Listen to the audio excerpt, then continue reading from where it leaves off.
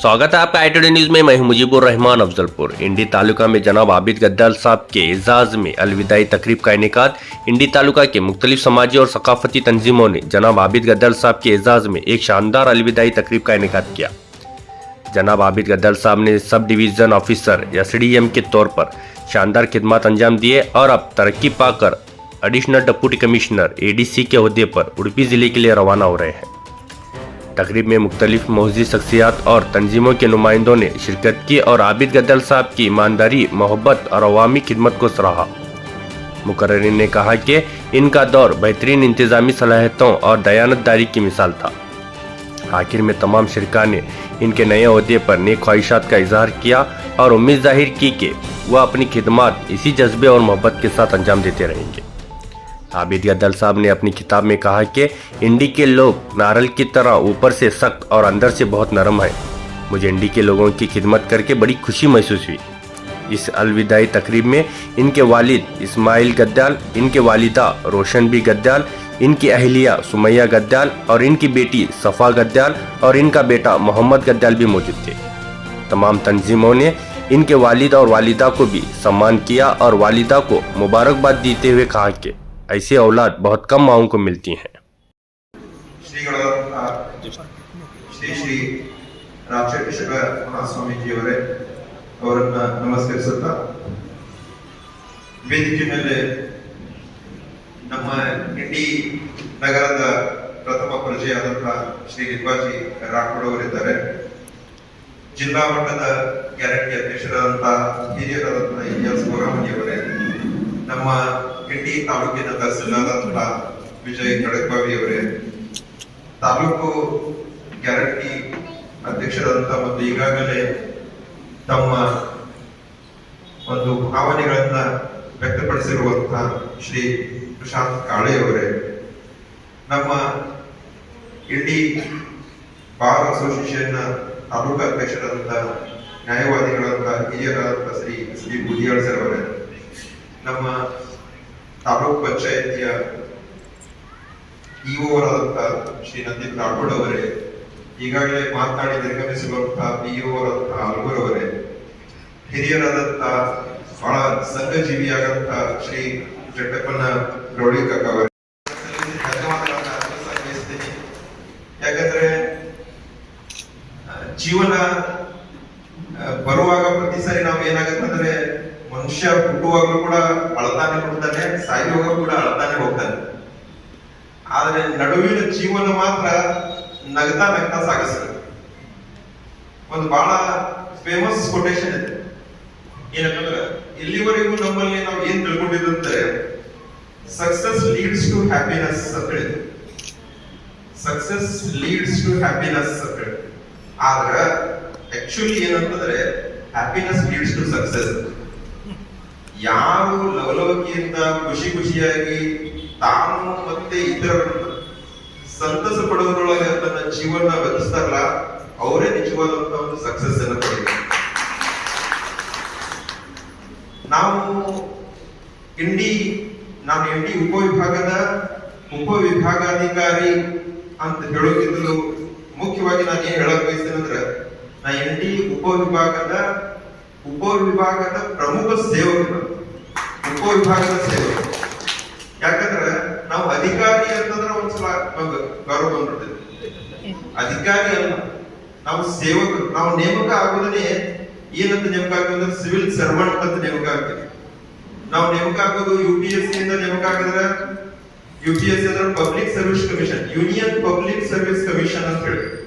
KPSC ಅಂದ್ರೆ Karnataka public service commission. Public ಗೆ service ಮಾಡಕ್ ಬಂದವ್ರು ನಾವು ಸರ್ವಿಸ್ ಮಾಡಕ್ ಬಂದ ವಿಷಯದ ನಾವು ಗದ್ದು ಗಮ್ಮತ್ತು ತೋರಿಸ್ತೀವಿ ಅಂತಂದ್ರೆ ಅಲ್ಲ. ಇಲ್ಲಿ ನಾವು ಎಷ್ಟು ನಯ ವಿನಯದಿಂದ ನಡ್ಕೊಂಡು, ಎಷ್ಟು ಪ್ರೀತಿಯಿಂದ ನಡ್ಕೊಂಡು ಎದುರಿಗಿದ್ದವ್ರಿಗೆ ಒಂದು ಪ್ರೀತಿಯನ್ನು ಗೆಲ್ತೀವಲ್ಲ, ಆವಾಗ ನಾವು ನಿಜವಾದ ಸೇವಕರಾಗಬಹುದು. ನೋಡ್ರಿ, ಒಬ್ಬ ಸೇವಕ ಯಾವ ರೀತಿ ಕೆಲಸ ಮಾಡ್ತಾನೆ. ಆಕ್ಚುಲಿ ಒಬ್ರು ಬಹಳ ಫೇಮಸ್ ಒಬ್ರು ನಮ್ಮಲ್ಲಿ ರಂಜಿತ್ ಸಿಂಗ್ ಅವರು ಇದ್ದಿದ್ರು ನಮ್ಮಲ್ಲಿ. ಒಬ್ರು ಇವರು IAS ಆಫೀಸರ್. ಅವರು ಎಷ್ಟು ನಯ ವಿನಯ ಅಂತಂದ್ರೆ ಅವರಷ್ಟು ನಯ ವಿನಯ ನಾವು ಮಾಡಕ್ ಸಾಧ್ಯ ಆಗೋದಿಲ್ಲ. ಆಫೀಸ್ನಾಗ ಪ್ರತಿಯೊಬ್ರು ಯಾರಾದ್ರೂ ಎಂಟ್ರಿ ಹೊಡೆದ್ರು ಕೂಡ ಅವ್ರು ಎತ್ತಲಿದ್ದು ಒಳಗ್ ಬರ್ರಿ ನಮಸ್ಕಾರ ಕುತ್ಕೋರಿ ಅಂತ ಹೇಳ್ತಿದ್ರು. ನಾವ್ ಅಷ್ಟು ಮಾಡಕ್ ಆಗೋದಿಲ್ಲ. ನಾನೇನ್ ಮಾಡ್ತೀನಿ ಅಂತಂದ್ರೆ ಯಾರು ಒಳಗ್ ಬಂದ್ರು ಬರ್ರಿ ಕುತ್ಕೋರಿ ಅಂತ ಹೇಳ್ತೀನಿ.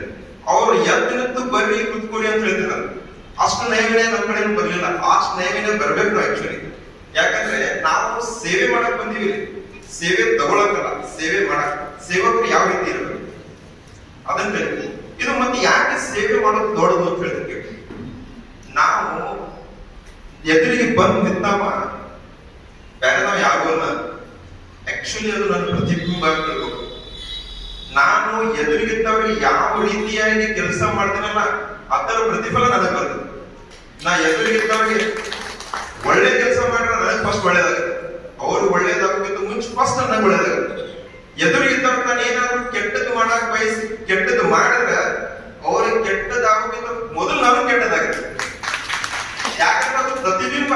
ಆಕ್ಚುಲಿ ಇಲ್ಲಿ ನಾವು ಪ್ರತಿಬಿಂಬಕ್ಕೆ ಏನು ಹಾನಿ ಮಾಡಕ್ ಆಗುದಿಲ್ಲ, ಪ್ರತಿಬಿಂಬಕ್ಕೆ ಏನಾದ್ರು ಒಳ್ಳೇದ್ ಮಾಡಕ್ ಆಗುದಿಲ್ಲ. ಮಾಡಕ್ ಹೋಗಂದ್ರೆ ಫಸ್ಟ್ ನಮಗಾಗ್ತದೆ. ಇದು ಬಹಳ ಅರ್ಥಗರ್ಭಿತವಾದ ಮಾತು. ಇದು ಯಾಕಂತಂದ್ರೆ ನಾವೆಲ್ಲರೂ ಬೇರೆ ಬೇರೆ ಬೇರೆಯಾಗಿ ಗೊತ್ತಿರಬಹುದು, ಬೇರೆ ಬೇರೆಯಾಗಿ ಅನಿಸಿರಬಹುದು. ಯಾವಾಗ ಬಿಗ್ ಬ್ಯಾಂಗ್ ಸ್ಟಾರ್ಟ್ ಆಯ್ತಲ್ಲ, ಶೂನ್ಯದಿಂದ ಎಲ್ಲ ಒಂದು ಸ್ಟಾರ್ಟ್ ಆಯ್ತದ, ನೀವು ಬರೀ ಹಿಂದೆ ಹೋಗ್ಕೋತ ಹೋದ್ರ ಎಲ್ಲಾನು ಕನೆಕ್ಟ್ ಆಗ್ತಾ ಲಾಸ್ಟ್ ಒಂದ ಪಾಯಿಂಟ್ ಒಳಗೆ ಹೋಗುತ್ತೆ. ಎಲ್ಲರೂ ಒಂದಾವಾಗ ಬಿಗ್ ಬ್ಯಾಂಗ್ ಆತಂದ್ರೆ ಎಲ್ಲ ಡಿವೈಡ್ ಆಗ್ಕೋತ ಬರ್ತದೆ. ನಾನು ನೀವು ಬೇರೆ ಬೇರೆ ಎಂದು ತಿಳಿಬಾರದು. ನಾವು ಎಲ್ಲರೂ ಒಂದು ಅಂತ ಹೇಳಿ ಯಾವಾಗ ತಿಳಿತೀವಲ್ಲ, ನಾವು ಅವಾಗ ಅದ್ಭುತವಾದಂತ ಕೆಲಸಗಳನ್ನು ಮಾಡ್ತೀವಿ. ಇಡೀ ನಗರ ಇದೆಯಲ್ಲ, ನಾನು ಯಾಕೆ ಬಹಳ ಇಷ್ಟಪಡ್ತೀನಿ ಅಂದ್ರೆ, ನಮ್ಮ ದೇಶದ ಕಾನ್ಸ್ಟಿಟ್ಯೂಷನ್ ಇದೆ ಅಲ್ಲ, ನಾವ್ ಏನ್ ಬರೆದಪ್ಪ ದೇಶದ ಕಾನ್ಸ್ಟಿಟ್ಯೂಷನ್ ಒಳಗೆ ಫಸ್ಟ್ ಏನ್ ಬರ್ದೇವಿ ಅಂದ್ರೆ ಪ್ರಿಯಂಬಲ್ ಬರ್ದೇವಿ. ಪ್ರಿಯಂಬಲ್ ಒಳಗೆ ಏನ್ ಬರ್ದೇವಿ? We the people of India ಅಂತ ಹೇಳಿ. ಆದ್ರೆ ಇಡೀ ದೇಶದೊಳಗೆ ಒಂದ ಊರೈತಿ, ಅಲ್ಲಿ ಫಸ್ಟ್ ಇಂಡಿಯಾ ಬರ್ತೈತಿ. We the people of India, ಆಮೇಲೆ ಇಂಡಿಯಾ. ನೀವು ಏನಾದ್ರು ಇಂಡಿಯಾ ಒಳಗೆ ವರ್ಕ್ ಮಾಡಿ ಸೈ ಅನ್ನಿಸ್ಕೊಂಡ್ರಂದ್ರೆ ಇಂಡಿಯಾದೊಳಗೆ ಎಲ್ಲಿ ಬೇಕಾದ್ರೆ ಹೋಗಿ ವರ್ಕ್ ಮಾಡಿ ಸೈ ಅನ್ನಿಸ್ತೀವಿ. ಯಾಕಂದ್ರೆ ಇಂಡಿಯಾ ಅನ್ನೋದು ಇಡೀ ಇಂಡಿಯಾವನ್ನ ಪ್ರತಿನಿಧಿಸ್ತೈತಿ, ಇಡೀ ದೇಶವನ್ನು ಪ್ರತಿನಿಧಿಸುವಂತದೇ ಒಂದು ಜಾಗ.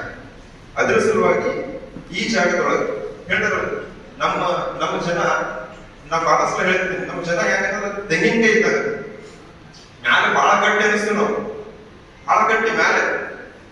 ಆದ್ರ ಒಳಗೆ ತೆಗೆದು ನೋಡಿದ್ರೆ ಅಷ್ಟ ಮೆತ್ತಗ, ಅಷ್ಟ ಸ್ವೀಟ್, ಅಷ್ಟ ತಣ್ಣಗೆ.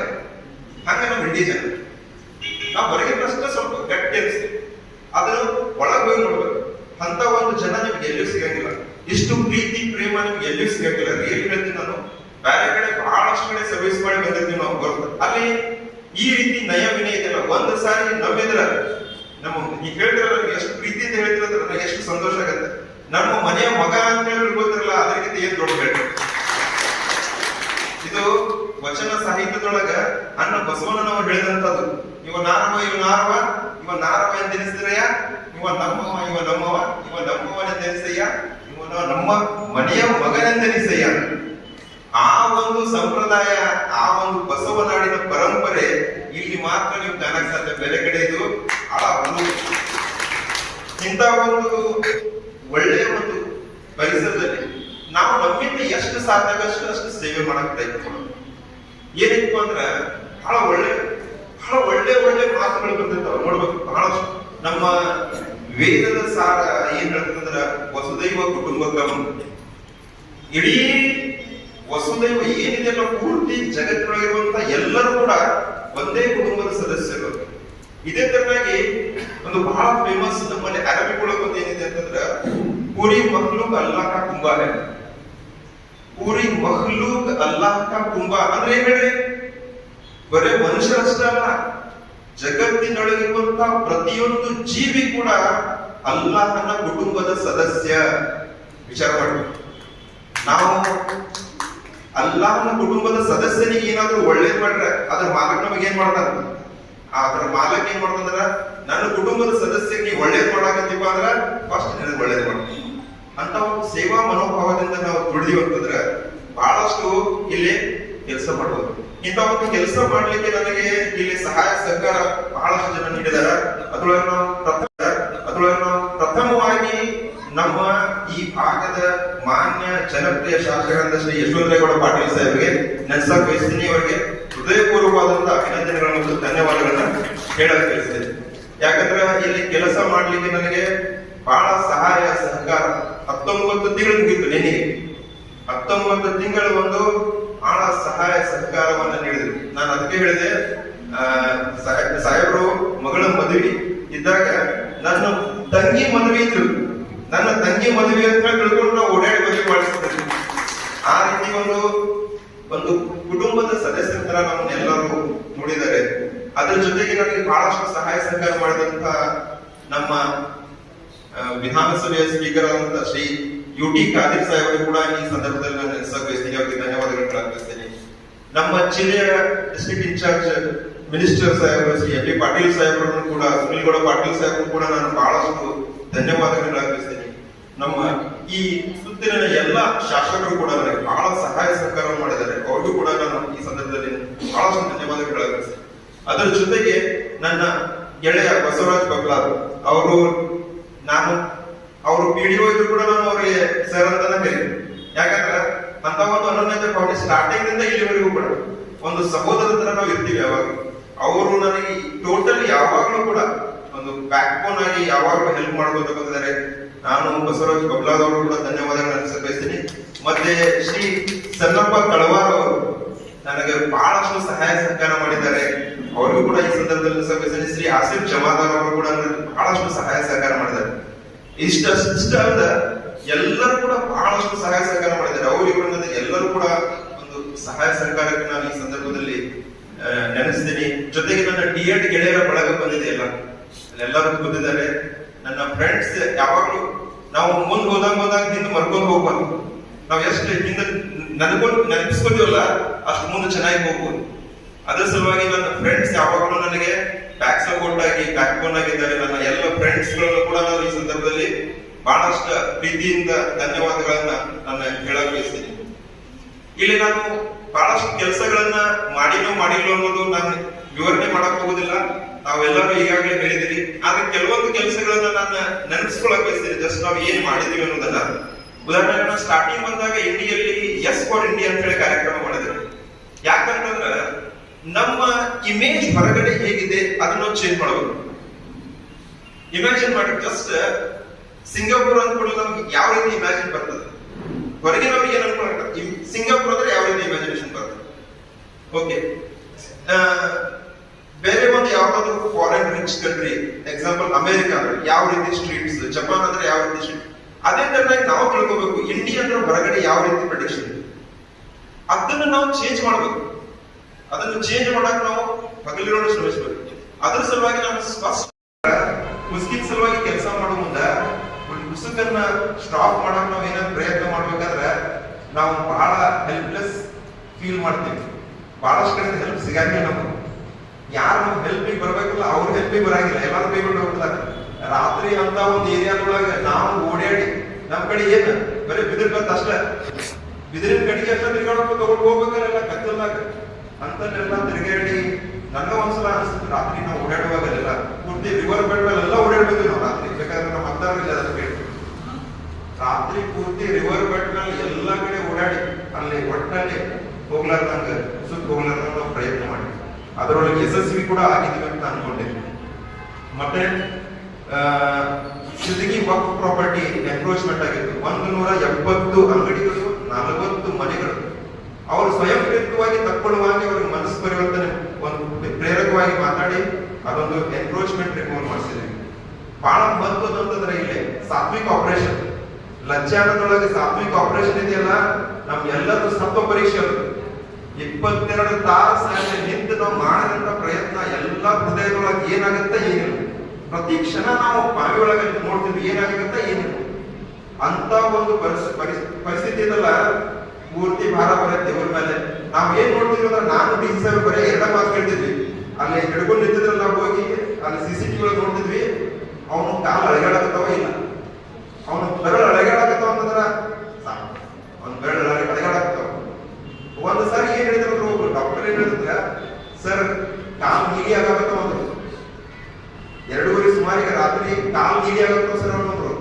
ನಾನು ಡಿ.ಸಿ ಸಾಹೇಬ್ ಅಳುದಷ್ಟು ಅಳತಿಡುದು. ಇಬ್ಬರು ಇರುವುದು, ಅಳುವುದಷ್ಟ ಬಾಕಿ ಉಳಿದು. ಯಾಕಂದ್ರೆ ನಮ್ಗೆ ಎಷ್ಟು ಫೀಲ್ ಆಗತ್ತಂದ್ರ ನಾವು ರಾತ್ರಿ 7ರಿಂದ ಪ್ರಯತ್ನ ಮಾಡಕತ್ತೀವಿ. 2 ಗಂಟೆ ಸುಮಾರು ಡಾಕ್ಟರ್ ಹೇಳಿದ್ರೆ ಸರ್ ಹೀಗೆ ಆಗೋದು, ಏನ್ ಮಾಡ್ಬೇಕು ಸರ್, ಒಟ್ಟ ಕರೆಕ್ಟ್ ಆಗಿ ಆಕ್ಸಿಜನ್ ಕೊಡ್ರಿ. ಆಕ್ಸಿಜನ್ ಒಟ್ಟಲ್ಲಿ ಇಲ್ಬಾರ್ದು, ಆಕ್ಸಿಜನ್ ಒಟ್ಟಲ್ಲಿ ಇಲ್ವಾಗಿಲ್ಲ, ಎಷ್ಟು ಬೇಕು ಅಷ್ಟು ಏನ್ ಬೇಕೆಲ್ಲ ತರಿಸ್ಬಿಡ್ತೀವಿ ಅಂತ ಹೇಳಿ ಏನ್ ಬೇಕು ನಮ್ಮಿಂದ ಎಷ್ಟು ಸಾಕಾಗುತ್ತೆ ಎಲ್ಲ ಪ್ರಯತ್ನ ಮಾಡಿದ್ವಿ. ಮತ್ತೆ ಎಲ್ಲರೂ ನಮ್ಮ ಪ್ರಾರ್ಥನೆಗಳು ಮತ್ತು ಪರಮಾತ್ಮನ ಆಶೀರ್ವಾದದಿಂದ ಆ ಮಗು ಉಳಿತು. ಅದೊಂದು ಬಹಳ ಸತ್ವ ಪರೀಕ್ಷೆ ನಮಗೆಲ್ಲ. ಇದರ ಜೊತೆಗೆ ಪುರಸಭೆ ಸಿಂದಗಿ ಮತ್ತು ಪುರಸಭೆ ಇಂಡಿ ಒಳಗೆ ನಾವೇನ್ ಮಾಡಿದ್ವಿ ಅಂತಂದ್ರೆ 15 ತಿಂಗಳ ಆಡಳಿತ ಮಾಡಿದ್ವಿ. ನಮ್ಮ ಬಿರಾದವರವರು, ನಮಗೆ ಅನಿಲ್ಗೌಡ ಬಿರಾದವರು ಆ ಟೈಮ್ ಒಳಗೆ ಅವರು ನೋಡ್ರಿ, ಪ್ರಜಾಪ್ರಭುತ್ವ ಅಂದ್ರೆ ಯಾವಾಗಲೂ ಯಾವ ರೀತಿ ಇರ್ಬೇಕಂದ್ರ ಕ್ವಶನ್ ಮಾಡಲೇಬೇಕು. ನೀವು ಕ್ವಶನ್ ಎಲ್ಲಿವರೆಗೂ ಮಾಡಂಗಿಲ್ಲ ಪ್ರಜಾಪ್ರಭುತ್ವ ಸರಿಯಾಗಿ ನಡೆಯಂಗಿಲ್ಲ. ನಾನು ಬಹಳ ಆಟ್ಲಿ ಅವ್ರಿಗೆ ಪ್ರೀತಿ ಮಾಡ್ತೀನಿ. ಯಾಕಂದ್ರೆ ಕ್ವಶನ್ ಮಾಡ್ತಿದ್ರು ಅವ್ರು, ಇದು ಯಾಕೆ ಆಗಾಗತ್ತೆ, ಈಗ ಹಿಂಗ್ಯಾಕೆ ಆಗಾಗತ್ತೆ, ಕ್ವಶನ್ ಮಾಡಿದ್ರ ನಾವು ಆಡಳಿತ ಕರೆಕ್ಟ್ ನಡೆಸ್ತೀವಿ. ನಮ್ಮ ಎದುರಿಗಿದ್ದಂತ ಕ್ವಶನ್ ಮಾಡೋರ್ನ ನಾವು ಅದನ್ನ ಯಾವ ರೀತಿ ಅಂದ್ರೆ ಪಾಸಿಟಿವ್ ಆಗಿ ತಗೊಂಡು ಕೆಲಸ ಮಾಡ್ತೀವಿ, ನೆಗೆಟಿವ್ ಆಗಿ ಎಂದೂ ತಗೋಬಾರ್ದು. ಅವ್ರು ಎಷ್ಟು ಸರಿ ನಮ್ಮ ಜೊತೆ ಸ್ಟ್ರೈಕ್ ಮಾಡಿದ್ರು ಕೂಡ ನಾವು ಪ್ರೀತಿಯಿಂದ ಮಾತು ಕೇಳಿ ಏನ್ ಮಾಡ್ಬೇಕೆಲ್ಲ ಹೆಲ್ಪ್ ಮಾಡಕ್ ನಾನು ಪ್ರಯತ್ನ ಮಾಡ್ತೀನಿ. 15 ತಿಂಗಳ ಆಡಳಿತದೊಳಗೆ ಸಿಂದಗಿ ಮತ್ತು ಇಂಡಿ 2 ಪುರಸಭೆ ಪೂರ್ಣ ಪ್ರಮಾಣದ ಪಾರದರ್ಶಕತೆ. ಅಲ್ಲಿ ಏನಾದ್ರೂ ₹1 ಬಿಲ್ ತೆಗಿಯಾಕತ್ತಾರಂದ್ರೆ ನಾನು ಸ್ವತಃ ಹೋಗಿ ನಿಂತು ನೋಡಿ ನನಗೆ ಸ್ಯಾಟಿಸ್ಫೈ ಆದ್ರೆ ಮಾತ್ರ ಬಿಲ್ ತೆಗೆದೀನಿ, ಬಿಲ್ಲ ತೆಗೆದಿಲ್ಲ. ಆಮೇಲೆ ವಿಕಲಚೇತನರಿಗೆ ಬಹಳಷ್ಟು ಕೆಲಸ ಮಾಡಿದ್ದೀವಿ. APD ಸಂಸ್ಥೆ ಅಂತಿದೆ. ನನಗೆ ಫಸ್ಟ್ ಟೈಮ್ ಇಲ್ಲಿ ಬಂದಾಗ ನನ್ನ ಕೆಳಗೆ ರೋಡ್ ಮೇಲೆ ಸನ್ಮಾನ ಮಾಡೋದಂದ್ರೆ ವಿಕಲಚೇತನ ಬಂಧುಗಳು. ಯಾಕಂದ್ರೆ APD ಸಂಸ್ಥೆಯವರಿಗೆ ಅವ್ರಿಗೆ ಏನೇನ್ ಬೇಕಲ್ಲ ಅದನ್ನೆಲ್ಲ ನಾನು ಕೊಡ್ಲಿಕ್ಕೆ ಬಹಳಷ್ಟು ಪ್ರಯತ್ನ ಮಾಡಿದ್ದೀನಿ. ಜೊತೆಗೆ ಮಾಹೇರ್ ಸಂಸ್ಥೆ ಅಂತ ಆಗಲೇ ಹೇಳಿದ್ರು, ಮಾಹೇರ್ ಸಂಸ್ಥೆಗೆ ನಾನು ಬಹಳಷ್ಟು ಸಲ ವಿಸಿಟ್ ಕೊಟ್ಟು ಅವ್ರಿಗೆ ಏನ್ ಸಹಾಯ ಸಹಕಾರ ನೀಡಬಹುದು ಅದನ್ನ ಕೂಡ ಕೆಲಸ ಮಾಡಿದೀವಿ. 70 ಜನ ಕುಡಿಯೋದು ಬಿಡಿಸಿವಿ. ಬಹಳ ಗ್ರೇಟ್ ಕೆಲಸ ಅದು. ಯಾಕಂದ್ರೆ 70 ಜನ ಬಿಟ್ಟಿರೋದು 50 ಜನನ ಕುಡಿಯೋದು ಬಿಟ್ಟಿರಂದ್ರ ನೋಡ್ರಿ ಎಂತ ಅದ್ಭುತ ಕೆಲಸ. ಯಾಕಂದ್ರ ಮಾಹೇರ್ ಸಂಸ್ಥೆ ಸ್ಟಾರ್ಟ್ ಆಗಿದ್ದ ಯಾಕಂತ ಹೇಳ್ತೀನಿ ಕೇಳಿ, ಜಸ್ಟ್ ಒಂದು 2 ಮಿನಿಟ್ಸ್ ಹೇಳ್ತೀನಿ. ಏನಂತಂದ್ರ ಮಾಹೇರ್ ಸಂಸ್ಥೆ ನಡೆಸೋಕ್ಕಿಂತ ಮುಂಚೆ ಅಲ್ಲಿರುವಂತ ದಿಲ್ಲಿ ಇದಾರಲ್ಲ, ಲೂಸಿ ಕುರಿಯನ್ ಅವ್ರು ಒಂದು ಆಶ್ರಮದಾಗಿತ್ತು. ಒಂದು ಕಾನ್ವೆಂಟ್ ಒಳಗೆ ಕೆಲಸ ಮಾಡಾಕರು. ಒಬ್ಬ ಹೆಣ್ಮಗಳು ಬರ್ತಾರೆ. ಆ ಹೆಣ್ಮಗಳು ಏನಂತಂದ್ರೆ 7 ಮಂತ್ಸ್ ಗರ್ಭಧಾರಣೆ ಇದ್ದಂತ ಹೆಣ್ಮಗಳು, ಆ ಹೆಣ್ಮಗಳ ಗಂಡ ಕುಡಿದು ಬಡಿತಿದ್ದಾರೆ. ಆಮೇಲೆ ಇವರು ಯಾರು ಹಿಡ್ಕೊತಿದ್ರು, ಬರೇ ಅನಾಥರನ್ನ ವಿಧವೆಯರನ್ನ ಮಾತ್ರ ಹಿಡ್ಕೊತಿದ್ರು. ಇವ್ರು ಹೇಳಿದ್ರು, ನೀ ವಿಧವೆ ಅಲ್ಲ, ನೀವು ವಾಪಸ್ ಕಳಿಸಿದ್ರು. ಅವ ಕುಡಿದ ಅದ ರಾತ್ರಿ ಆ ಹೆಣ್ಮಗಳಿಗೆ ಸುಟ್ಟು ಬಿಟ್ಟ. ಆ ಹೆಣ್ಮಗಳು 90% ಸುಟ್ಟು ಗಾಯ ಆಗಿ ನೆಕ್ಸ್ಟ್ 2-3 ದಿವಸದೊಳಗೆ ತೀರ್ಕೊಂಡ್ಬಿಟ್ರು. ಲೂಸಿ ಕುರಿಯನ್ ದೀದಿಯವರು ಏನ್ ವಿಚಾರ ಮಾಡಿದ್ರ, ಇಂಥ ಸಂಸ್ಥೆಗಳನ್ನ ಕೆಲಸ ಮಾಡಂಗಿಲ್ಲ, ಯಾರು ಬೇಕಾದವ್ರು ಬರಲ್ಲ ನನ್ನ ಹತ್ರ ನನ್ಗೆ ಆಶ್ರಯ ಕೊಡ್ರಿ ಅಂತ ಹೇಳಿ ಅವ್ರಿಗೆಲ್ಲರೂ ಆಶ್ರಯ ಕೊಡ್ಬೇಕಂತ ಹೇಳಿ ಅವ್ರು ಸ್ಟಾರ್ಟ್ ಮಾಡಿದ ಸಂಸ್ಥೆ ಇವತ್ತು ನಮ್ಮ ಇಂಡಿಯಾದೊಳಗೆ 70 ಸಂಸ್ಥೆಗಳು ವಿಚಾರ ಮಾಡಿ, 70 ಸಂಸ್ಥೆಗಳು. ಆ ಹೆಣ್ಮಗಳು ಒಬ್ರು ಏನೋ ದುಡಿತಾರೆ, ಬರೀ ಕಲೆಕ್ಟ್ ಮಾಡೋದು, ರಿಕ್ವೆಸ್ಟ್ ಮಾಡಿ ಕಲೆಕ್ಟ್ ಮಾಡ್ತಾ ಅವ್ರಿಗೆ ಆಸ್ಟ್ರಿಯಾ ದೇಶದಿಂದ ಒಂದು ಸರ್ವೆ ಮಾಡಿದಾರ. ಇಡೀ ಜಗತ್ತಿನಾಗ ಅತಿ ಇನ್ಫ್ಲೂಯೆನ್ಷಿಯಲ್ ಆದಂತ ಹೆಣ್ಮಕ್ಳೊಳಗೆ 3 ಜನ ಲಿಸ್ಟ್ ಮಾಡ್ಯಾರ, ಅದ್ರೊಳಗೆ 7ನೇ ನಂಬರ್. ವಿಚಾರ ಮಾಡಿ, ಇಂಥ ಒಂದು ಪ್ರೇರಣೆ ಎಲ್ಲಿಂದ ಸಿದ್ದು, ಅದು ಕುಡಿಯೋರಿಂದ. ಅದೇ ಸಲುವಾಗಿ ಆ ಕುಡಿಯೋರನ್ನ ನಾವು ಕುಡಿಯೋ ಬಿಡಿಸೋ ಸಲುವಾಗಿ 70 ಜನರಿಗೆ ಒಂದು ಕುಡಿಯುವಂತ ಬಿಡಿಸುವಂತ ಕೆಲಸ ಮಾಡಿವಿ. ಇದ್ರ ಜೊತೆಗೆ ಸಾಲುಟಿಗೆ ಓಲ್ಡ್ ರೋಡ್ ಕೂಡ ಕೆಲಸ ಮಾಡಿದೀವಿ. ಬಹಳಷ್ಟು ಕೆಲಸಗಳನ್ನ ನಾವು ಈ ಸಂದರ್ಭದಲ್ಲಿ ಮಾಡಿದ್ವಿ. 17ನೇ ನಂಬರ್ ವಾರ್ಡ್ನಾಗ ನಮ್ಮ ಹಿರಿಯರದಾರ, ಅವ್ರ ಜೊತೆ ನಾನು ಅವ್ರಿಗೆ ಸಾರಿ ಹೇಳ್ತೇನೆ. ಯಾಕಂದ್ರೆ ಅವ್ರ ಜೊತೆ ಜಗಳಾಡಿ ನಾವು ಇಲ್ಲಿಂದ ರೋಡ್ ವಯೋವನ್ನ ಇದು ಟ್ರೈನ್ ವಯೋವನ್ನ ಅಂತ ಹೇಳಿ ಟ್ರೈನ್ ತಗೊಂಡು ಈ ರೀತಿ ಬಹಳಷ್ಟು ಕೆಲಸಗಳನ್ನ ಮಾಡಿವಿ. ಇದಕ್ಕೆಲ್ಲ ತಮ್ಮ ಸಹಾಯ ಸಹಕಾರ, ಪ್ರೀತಿ, ಒಂದು ವಿಶ್ವಾಸ ಇದೆ. ಇದೇ ರೀತಿ ತಮ್ಮ ಪ್ರೀತಿ ವಿಶ್ವಾಸ ಇರ್ಲಿ ಅಂತ ತಮ್ಮ ಒಂದು ಸೇವೆ ಮಾಡ್ಲಿಕ್ಕೆ ನನಗೆ ಅವಕಾಶ ಮಾಡಿಕೊಟ್ಟಿದ್ದಕ್ಕೆ ಎಲ್ಲರಿಗೂ ಕೂಡ ಹೃದಯ ತುಂಬಿ ಧನ್ಯವಾದಗಳನ್ನು ಅರ್ಪಿಸಿ ನನ್ನ ಮಾತಿಗೆ ವಿರಾಮ. Thank you.